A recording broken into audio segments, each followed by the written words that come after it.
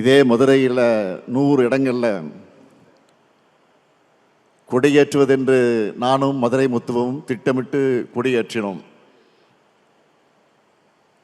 அப்படி கொடியை ஏற்றும்போது கொடியின் கயிற்றை எடுத்து என்னிடம் மதுரை முத்து கொடுப்பார். கொடியை ஏற்றும்போது அந்த கயிற்றின் மீது அரிவாள் கத்தி வந்து விழும்.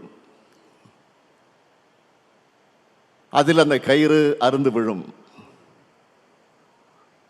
அப்போது என் கையிலும் முத்துவின் கையிலும் ரத்தம் கொட்டும். அந்த ரத்தத்தை துண்டில் ஏந்தியபடியே தொண்டர்கள் எங்களை மருத்துவமனைக்கு அழைத்து செல்வார்கள்.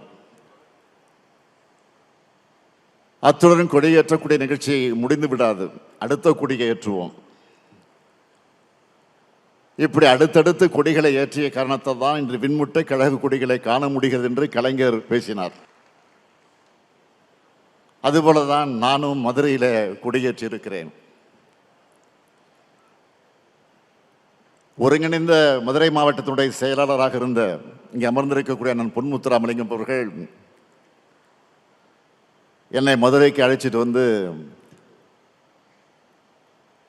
கொடியேற்று விழாக்களை பங்கேற்க வைத்தார்கள். 4 நாட்கள் இரவு பகலாக. காலை 8 மணிக்கு கிளம்புவோம், இரவு 2 மணிக்கு என்னை வந்து இரவு ஓய்வெடுக்க விடுவார்.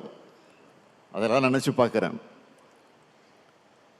அப்படி ரத்தம் சிந்தி கழகம் வளர்க்கப்பட்ட களம்தான் இந்த மதுரை மண்.